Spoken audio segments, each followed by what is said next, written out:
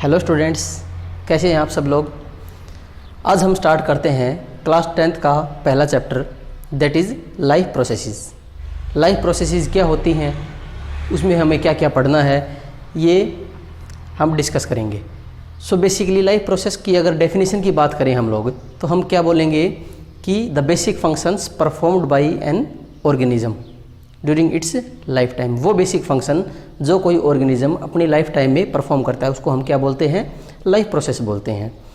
Life process as the name indicate, इसमें आपको clear हो गया होगा कि आज हम जो बात करेंगे वो लिविंग ऑर्गेनिजम्स के बारे में बात करेंगे। कौन कौन सी बेसिक प्रोसेसेस होती हैं जो लिविंग बींग्स परफॉर्म करते हैं। आप सभी को मालूम है कि न्यूट्रिशन, रेस्पिरेशन, सर्कुलेशन, एक्सक्रीशन, ये सब बेसिक एक्टिविटीज़ होती हैं जो कोई ऑर्गेनिज्म अपनी लाइफ में परफॉर्म करता है। अब बात करते हैं सबसे पहले हम न्यूट्रिशन की। तो न्यूट्रिशन आपको पता है, the name indicate, the word come from nutrient. Nutrient से जो वर्ड है ये न्यूट्रिशन आता है। अब न्यूट्रिएंट्स क्या होते हैं, मान लो कोई सेल है, ये मान लो ये कोई सेल है हमारी बॉडी में, तो इसको लिविंग रहने के लिए, लिविंग फॉर्म में रहने के लिए इसको क्या क्या रिक्वायरमेंट है। इसको न्यूट्रिशन भी चाहिए, ये रेस्पिरेशन भी करेगा, सर्कुलेशन भी करेगा और एक्सक्रीशन भी करेगा। ये सभी एक्शंस जो है ये सेल परफॉर्म करेगा। अब इस सेल को ये सब करने के लिए क्या चाहिए, एनर्जी चाहिए। और वो एनर्जी कहाँ से आएगी, वो एनर्जी फूड से आएगी। फूड में ऐसा क्या है जो एनर्जी प्रोवाइड करता है, तो फूड में होते हैं न्यूट्रिएंट्स। Food contains nutrients. अब न्यूट्रिएंट्स क्या होते हैं, न्यूट्रिएंट्स आप बोलेंगे कि nutrients are carbohydrates, proteins, fats, vitamins, minerals, इन सभी को मिला के हम क्या बोलते हैं, न्यूट्रिएंट बोलते हैं। अब दो टाइप के ऑर्गेनिजम्स होते हैं, आपको पता होगा। एक तो वो जो अपना फूड खुद सिंथेसाइज कर लेते हैं, जिनको हम बोलते हैं ऑटोट्रॉफ्स, और उस प्रोसेस को क्या नाम देंगे हम, ऑटोट्रॉफिक न्यूट्रिशन। और एक वो ऑर्गेनिज्म जो अपना फूड खुद सिंथेसाइज नहीं कर पाते, डिपेंड करते हैं दूसरों के ऊपर, जिनको हम बोलते हैं हेट्रोट्रॉफ्स। तो हम उनको डिटेल में स्टडी करते हैं, autotrophic and heterotrophic mode of nutrition को। सो लिविंग ऑर्गेनिजम्स अपना फूड कैसे लेते हैं, दो टाइप के मोड बताए थे हमने, ऑटोट्रॉफिक और हेट्रोट्रॉफिक। ऑटोट्रॉफ्स क्या होते हैं, those organisms which can synthesize their own food from sunlight, ठीक है, उनको हम बोलते हैं autotrophs. At the mode of nutrition is called autotrophic nutrition. और हेट्रोट्रॉफ्स क्या होंगे, those organisms which can not synthesize their own food and depend directly और इनडायरेक्टली ऑन ऑटोट्रॉफ्स। तो ऑटोट्रॉफ्स के लिए हम बोलते हैं, ऑटोट्रॉफ्स को हम प्रोड्यूसर्स भी बोलते हैं। Is it clear.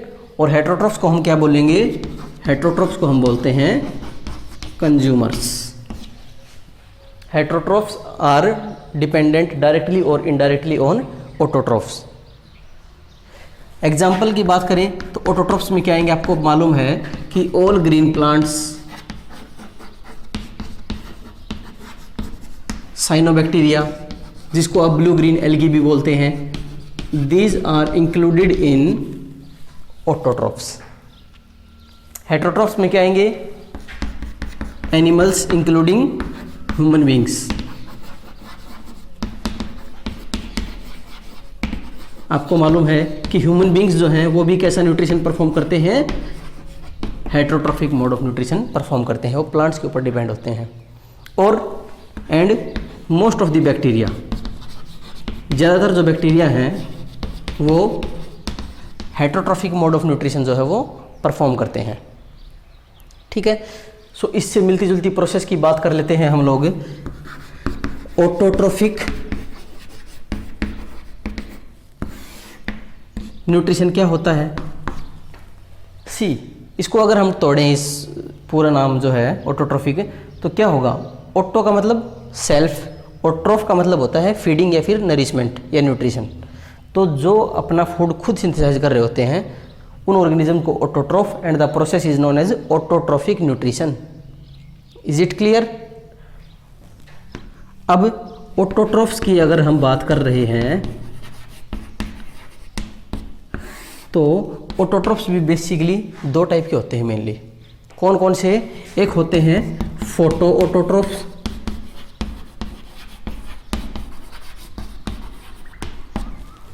और एक होते हैं कीमो ऑटोट्रोफ।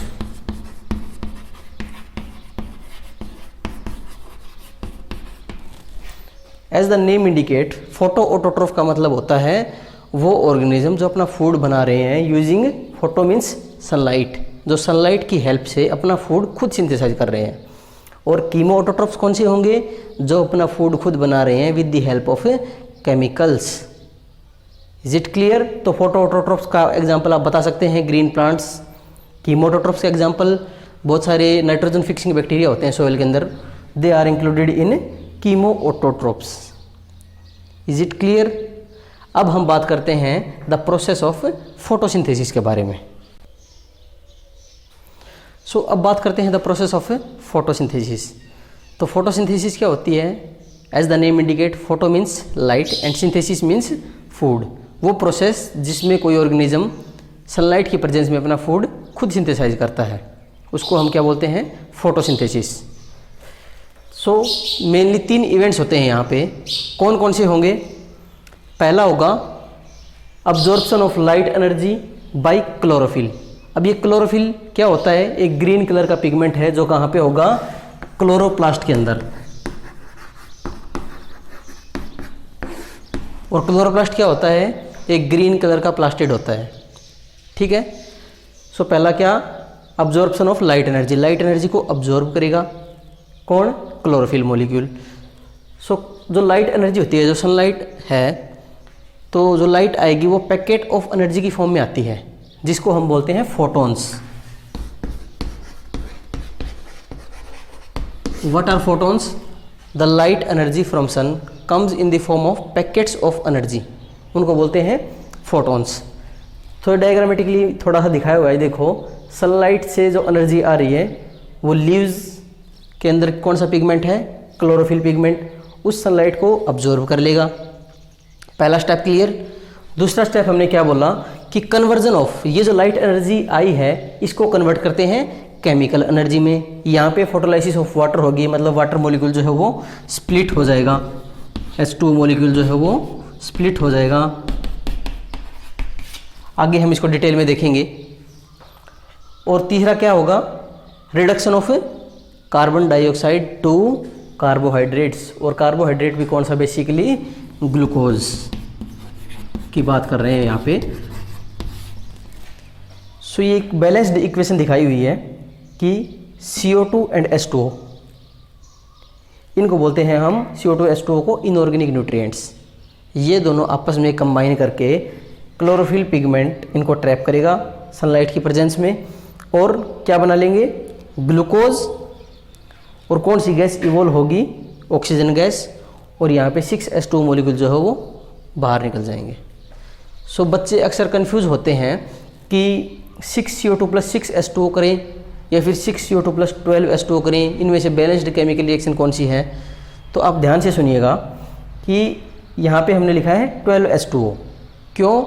क्योंकि इनमें से 6H2O जो है वो ग्लूकोज बनाने में काम हो जाएंगे, यूटिलाइज हो जाएंगे, और जो 6 हैं बचे हुए वो रिलीज हो जाते हैं एनवायरनमेंट में। It is the balanced chemical equation. कई बार NTSC जैसे जो एग्ज़ाम हैं इनमें आपको क्वेश्चन पूछ लिया जाएगा कि which of the following is the correct equation of photosynthesis. तो पहला ऑप्शन आपको वही मिलेगा, 6CO2 + 6H2O। मोस्टली स्टूडेंट्स जो है वो कंफ्यूज रहते हैं, तो आपको कंफ्यूज नहीं होना। यहाँ पे 6CO2 + 12H2O, it is the balanced chemical equation for photosynthesis. Is it clear to you? अब हम बात करते हैं स्टोमेटा के बारे में। हम बात करते हैं स्टोमेटा के बारे में। तो स्टोमेटा की डेफिनेशन क्या बोलेंगे हम कि these are very small pores, tiny pores होते हैं in the epidermis of a plants. ठीक है। तो स्टोमेटा किस किस से मिलके बने होंगे? स्टोमेटल एपर्चर से, और इसके around 2 kidney shaped guard cells होती हैं। ठीक है। There are 2 kidney shaped guard cells, जिनके अंदर क्या होंगे? क्लोरोप्लास्ट होंगे। ये क्लोरोप्लास्ट है, क्लोरोप्लास्ट। ठीक है। अब होता क्या है बेसिकली, स्टोमेटा क्या करते हैं, stomata helps in A gaseous exchange, gaseous exchange में हेल्प करते हैं कौन, स्टोमेटा। स्टोमेटा जो है नॉर्मली डे टाइम में ओपन रहते हैं एंड क्लोज्ड ड्यूरिंग नाइट, लेकिन कुछ ऐसे स्टोमेटा होते हैं जो रात के टाइम पे ओपन होते हैं और दिन में क्लोज रहते हैं, उनको बोलते हैं स्कोटो एक्टिव स्टोमेटा।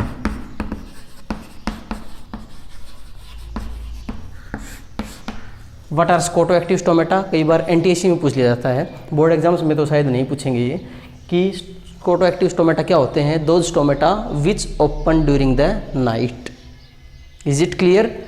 उसके बाद जो गार्ड सेल्स होती हैं उनकी एक्टिविटी के बारे में देखते हैं हम लोग। जब वाटर सेल के अंदर आता है, when water flows into the cell, तो गार्ड सेल्स जो है वो कैसी हो जाएंगी, टर्जिड हो जाएंगी। हमने क्या बोला कि when water flows into the cell the guard cells will become turgid, और उसकी वजह से जो स्टोमेटा है वो ओपन हो जाते हैं, ठीक है। और जब सेल से वाटर की कमी हो जाती है, ठीक है, जब टर्जिडिटी सेल की लॉस हो जाती है, तो उस टाइम पे जो स्टोमेटा है वो कैसे हो जाएंगे, क्लोज हो जाएंगे। Is it clear. तो एक नंबर में कई बार स्टोमेटा के बारे में पूछ लिया जाता है कि what are stomata and what is the function of a stomata. Is it clear. So site of photosynthesis की बात करें कि फोटोसिंथेसिस कहाँ पे होती है बेसिकली, तो हमने बताया अभी कि फोटोसिंथेसिस कहाँ होगी, क्लोरोप्लास्ट के अंदर होगी, जो ग्रीन कलर के प्लास्टिड हैं जिनको हम क्लोरोप्लास्ट कहा जाता है। और वहाँ भी कौन सा पिगमेंट होता है, क्लोरोफिल पिगमेंट होता है। सो ये डायग्राम है, एक बार देख लीजिए। अब थोड़ा सा आउटलाइन दी है मैंने क्लोरोप्लास्ट के बारे में। तो क्या क्या होते हैं इसमें, एक होता है ग्रेनम, सिंगुलर होता है ग्रेनम, और अगर प्लूरली बोले तो ये ग्रेना होते हैं, ठीक है। और जो ये वाला पोर्शन है जो साइटोप्लाज्म की तरह दिख रहा है आपको, ये होता है स्ट्रोमा, ठीक। और ये ग्रेनम आपस में कनेक्टेड रहते हैं स्ट्रोमल लेमिले की हेल्प से।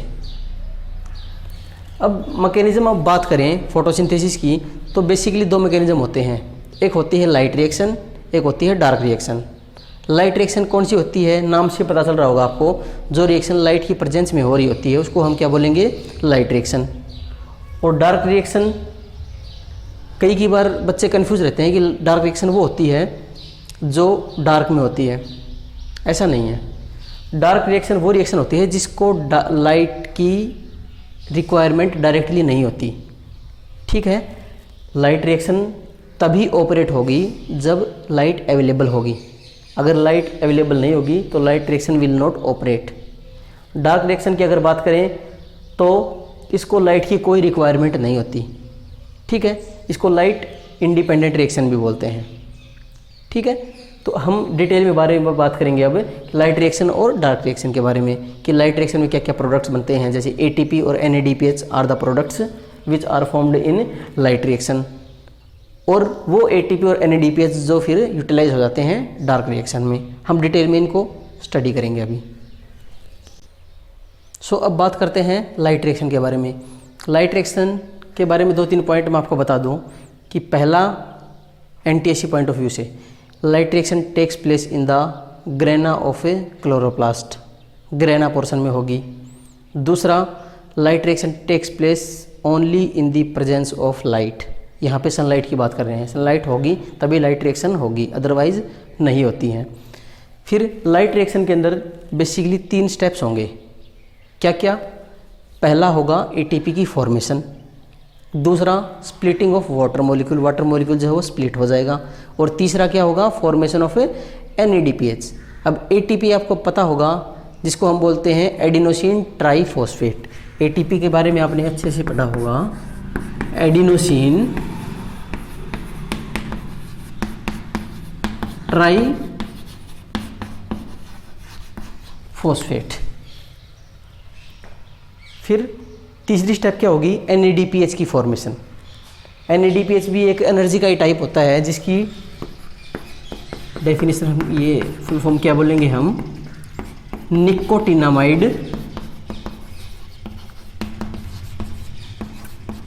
Adenine dinucleotide phosphate. सो क्या क्या स्टेप होगी लाइट रिएक्शन में? एटीपी बनेगा, NADPH बनेगा और वाटर मॉलिक्यूल की स्प्लिटिंग हो जाएगी। पहली स्टेप क्या होगी? एटीपी की फॉर्मेशन। एटीपी को क्या बोलते हैं हम? Energy currency of the cell. ATP कैसे बनेगा? एडिनोसिन डाइफॉस्फेट, यहाँ पे 2 फॉस्फेट ग्रुप हैं, एक और फॉस्फेट ग्रुप अगर इसको मिलेगा और एनर्जी हम प्रोवाइड करवाएंगे तो एटीपी बन जाएगा। Is it clear? Next step क्या होगा? स्प्लिटिंग ऑफ वाटर मॉलिक्यूल होगी। वाटर मॉलिक्यूल स्प्लिट करेगा, ये वाटर मॉलिक्यूल है, स्प्लिट करेगा किसमें? हाइड्रोजन बनेंगे H+ और इलेक्ट्रॉन्स बनेंगे, और यहाँ पे किस गैस का इवोल्यूशन होगा? यहाँ पे O2 गैस जो है वो रिलीज हो जाएगी। तीसरा स्टेप क्या होगा? NADPH की फॉर्मेशन।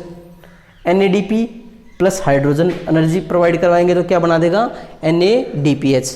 अब आप लोग सोच रहे होंगे कि NADPH क्या है? यहाँ पे आपने तो NADP के बारे में ही पढ़ा है। तो ये एक रिड्यूस्ड फॉर्म होती है NADP की, रिड्यूस्ड NADP। हायर क्लासेस में आप पढ़ेंगे कि जो एनर्जी होती है वो NADP कितनी एनर्जी देता है हमें? 2.5 ATP।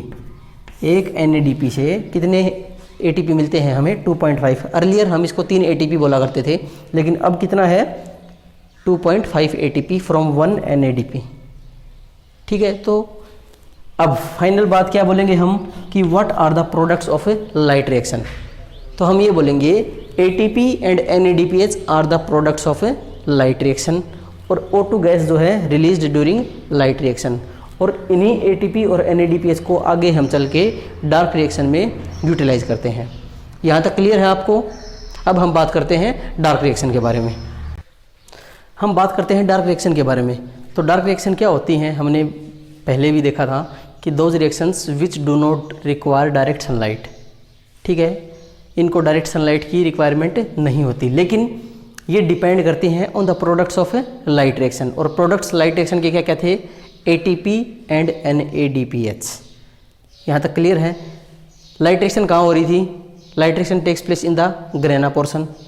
और डार्क रिएक्शन कहाँ होंगी?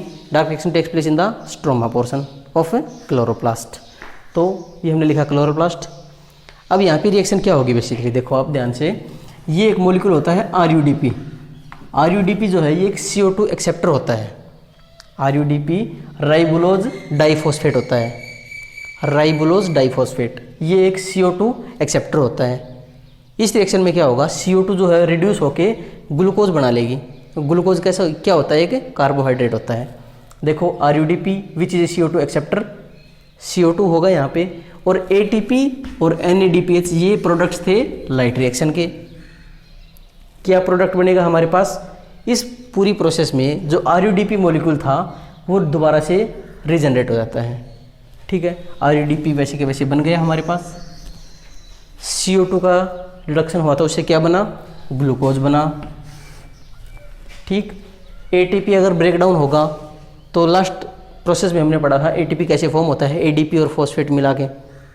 अब ATP अगर ब्रेक डाउन होगा तो क्या बनाएगा? ADP बनाएगा। अगर ATP ब्रेक डाउन होगा तो क्या बनाएगा? ADP बनाएगा, फॉस्फेट बनाएगा। और NADPH से क्या बनेगा फिर? NADP। NADPH क्या था? रिड्यूस्ड NADP को हमने NADPH बोला था। तो यहाँ तक क्लियर है? देखो, 2 प्रोसेस होती हैं, 2 मेन इवेंट्स होते हैं। एक होती है लाइट रिएक्शन, जिसको लाइट डिपेंडेंट फेज भी बोलते हैं, लाइट डिपेंडेंट रिएक्शन भी बोलते हैं, और एक होती है डार्क रिएक्शन। लाइट रिएक्शन होंगी ग्रेना पोर्शन में, डार्क रिएक्शन होती है स्ट्रोमा पोर्शन में। लाइट रिएक्शन में 3 स्टेप होते हैं बेसिकली। ATP का फॉर्मेशन, पहला बनेगा ATP, दूसरा वाटर मॉलिक्यूल की स्प्लिटिंग होगी, और तीसरा क्या बनेगा? NADPH बनेगा। Is it clear? ATP और NADPH जो हैं ये प्रोडक्ट फिर यूटिलाइज होते हैं डार्क रिएक्शन में। डार्क रिएक्शन की बात करें तो इनको डायरेक्ट सनलाइट की रिक्वायरमेंट नहीं होती। कहाँ पे होंगी ये? स्ट्रोमा पोर्शन में होंगी। और क्या होगा बेसिकली? RUDP जो एक CO2 एक्सेप्टर है, CO2 के साथ मिलके, और जो प्रोडक्ट्स थे लाइट रिएक्शन के ATP और NADPH, ये दोनों मिलके फिर रिएक्शन क्या बनाएंगे? RUDP रीजनरेट हो जाएगा मॉलिक्यूल जो है ये, CO2 रिड्यूस हो जाएगी, क्या बना देगी? ग्लूकोज बना देगी जो एक कार्बोहाइड्रेट है। ATP टूट के ADP और फॉस्फेट में कन्वर्ट हो जाएगा, और NADPH जो है वो फिर NADP में कन्वर्ट हो जाता है। सो यही लिखा है हमने, CO2 is reduce to glucose, fixation of CO2। अब एक इम्पॉर्टेंट पॉइंट है NTSC के पॉइंट ऑफ व्यू से कि CO2 का जो फिक्सेशन होता है वो कौन सा एंजाइम करता है, बहुत इंपॉर्टेंट है, रूबिस्को। राइबोलोज हमने लिखा हुआ है, राइबोलोज biphosphate carboxylase and oxygenase. Rubisco enzyme होता है जो फिक्सेशन करवाता है CO2 का। फिर जो RUDP है ये एक CO2 एक्सेप्टर है, ये हमने लिख दिया। तो आपको मैकेनिज्म ऑफ फोटोसिंथेसिस अच्छे से क्लियर हो गया होगा। Is it clear? सो अब हम बात करते हैं हेटरोट्रोफिक मोड ऑफ न्यूट्रिशन के बारे में। हेटरोट्रोफिक मोड ऑफ न्यूट्रिशन हमने पढ़ा था क्या, जो ऑर्गेनिज्म अपना फूड खुद सिंथेसाइज नहीं कर पाते उनको हेटरोट्रोफ्स बोलते हैं, और उस टाइप के न्यूट्रिशन को क्या बोलते हैं, हेटरोट्रोफिक न्यूट्रिशन। ठीक है, अब हेटरोट्रोफिक न्यूट्रिशन के भी अलग अलग टाइप्स होते हैं बेसिकली। क्या क्या? पहला है होलोजोइक न्यूट्रिशन। तो होलोजोइक न्यूट्रिशन में कुछ स्टेप्स होते हैं। पहला होता है इंजेशन। तो इंजेशन क्या होता है, वो प्रोसेस जिसमें कोई कॉम्प्लेक्स फूड है, मान लो एक रोटी है तो उसको हम खा रहे हैं, तो कोई भी चीज़ खा रहे हैं तो वो प्रोसेस कौन सी होगी, ingestion. The process of taking in of a complex food, उसको बोलते हैं क्या, इंजेशन। अब जो इंजेस्टेड फूड है, जो फूड हमने खा लिया उसको हम डाइजेस्ट करेंगे। डाइजेशन का मतलब होता है कि ऐसी प्रोसेस जिसमें कॉम्प्लेक्स सब्सटेंस जो है वो कन्वर्ट हो जाते हैं सिंपल फूड सब्सटेंस में। ठीक है, क्योंकि कॉम्प्लेक्स फूड को हो तो हम यूज नहीं कर सकते ना, हमारी जो सेल है वो बहुत छोटी छोटी होती हैं, तो वो उस कॉम्प्लेक्स फूड को यूटिलाइज नहीं कर पाती, इसलिए उसको ब्रेक डाउन करने की ज़रूरत होती है सिंपल फूड सब्सटेंसेज में। ठीक है, the ingested food is then digested. Digestion के बाद में क्या करेंगे, हम उसको ऑब्जॉर्व करेंगे। The digested food will dissolve in the cytoplasm. वो जो फूड है वो पूरे साइटोप्लाज्म में डिजोल्व हो जाएगा। उस प्रोसेस को क्या बोलते हैं, एब्जॉर्प्शन। फिर उसका क्या होता है, एसिमिलेशन। एसिमिलेशन का मतलब है उस फूड को यूटिलाइज करना एनर्जी की रिक्वायरमेंट्स को फुलफिल करने के लिए बॉडी की। ठीक है, उसको हम क्या बोलते हैं, एसिमिलेशन। और जो अनडाइजेस्टेड वेस्ट है बॉडी में, जो फूड डाइजेस्ट नहीं हो पाया, उसको क्या बोलते हैं, the undigested food is ejected out from body, removed out from the body by the process of egestion. तो ये सारी प्रोसेस होती हैं होलोजोइक न्यूट्रिशन के अंदर। एक बार फिर से देखें, होलोजोइक न्यूट्रिशन में क्या क्या स्टेप्स होते हैं, इंजेशन। कॉम्प्लेक्स फूड है, रोटी है मान लो, तो रोटी हमने खाई, उस प्रोसेस को बोलते हैं इंजेशन। अब उसको कॉम्प्लेक्स फूड जो हमने खाया उसको कन्वर्ट करना है सिंपल फॉर्म में, उसको क्या बोलेंगे, डाइजेशन। डाइजेशन के बाद उस जो सिंपल फॉर्म में कन्वर्ट हुआ है वो डिजोल्व हो जाएगा पूरे साइटोप्लाज्म में, उसको क्या बोलते हैं, अब्जॉर्प्शन। अब्जॉर्प्शन के बाद में क्या होगा, असिमिलेशन। असिमिलेशन में क्या होता है, जो फूड है जो साइटोप्लाज्म में जो डिजोल्व हो चुका है वो कहाँ जाएगा, वो एनर्जी की रिक्वायरमेंट फुलफिल करेगा। और जो अनडाइजेस्टेड फूड है वो pass out from the body by the process of egestion. ये होते हैं होलोजोइक न्यूट्रिशन में। किन किन ऑर्गेनिजम्स में होता है ये होलोजोइक मोड ऑफ न्यूट्रिशन, कहाँ होगा, अमीबा के केस में होता है, ह्यूमन बींग्स भी ऐसा ही करते हैं, ह्यूमन बींग्स भी होलोजोइक न्यूट्रिशन परफॉर्म करते हैं। नेक्स्ट वन है हमारा सैप्रोफाइटिक न्यूट्रिशन। सैप्रोफाइटिक न्यूट्रिशन का मतलब, सैप्रो का मतलब होता है dead. So those organisms which are dependent on dead organic matter, जो डेड ऑर्गेनिक मैटर के ऊपर डिपेंडेंट होते हैं उनको बोलते हैं सैप्रोफाइट्स। और इस न्यूट्रिशन को, such type of nutrition is called saprophytic nutrition. Example आपको पता होगा, ईस्ट हो गए, बैक्टीरियाज हो गए, फंगाई हो गए, ये सैप्रोफाइटिक न्यूट्रिशन परफॉर्म करते हैं। ये क्लियर है यहाँ तक। नेक्स्ट वन आता है आपका पैरासाइटिक न्यूट्रिशन। तो पैरासाइटिक न्यूट्रिशन का मतलब होता है कि कोई ऑर्गेनिज्म किसी दूसरे लिविंग ऑर्गेनिज्म के ऊपर डिपेंड रह के अपना फूड लेता है उससे। लाइक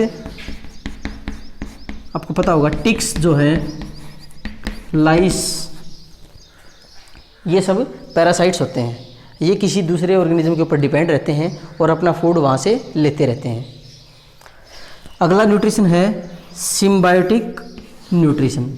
सिम्बायोटिक का मतलब क्या होगा, यहाँ पे ध्यान से समझना कि यहाँ पे दो ऑर्गेनिजम्स होते हैं, दोनों की म्यूचुअल बेनिफिशियल रिलेशनशिप होती है। मतलब एक दूसरे को बेनिफिट करेगा और दूसरा जो है वो पहले को बेनिफिट करेगा। एग्जाम्पल आता है, मोस्ट कॉमन बोलते हैं यहाँ पे लाइकेंस। कई बार पूछा जा चुका क्वेश्चन है कि कि what are lichens. Lichens are the symbiotic association between, किस किस के बीच में होगी, एल्गी एंड फंगाई। एल्गी और फंगाई के बीच में सिम्बायोटिक एसोसिएशन होती है, उसको हम क्या बोलते हैं, लाइकेंस बोलते हैं। एल्गी क्या करेगा, एल्गी जो है वो फूड प्रिपेयर करता है, algae prepares food for the fungi, ठीक है। और इन टर्न फंजाई क्या करेगा, फंजाई उसको शेल्टर प्रोवाइड करता है। तो हो गई ना म्यूचुअल बेनिफिशियल रिलेशनशिप, एक दूसरे को हेल्प करेगा और दूसरा जो है वो पहले की हेल्प करेगा।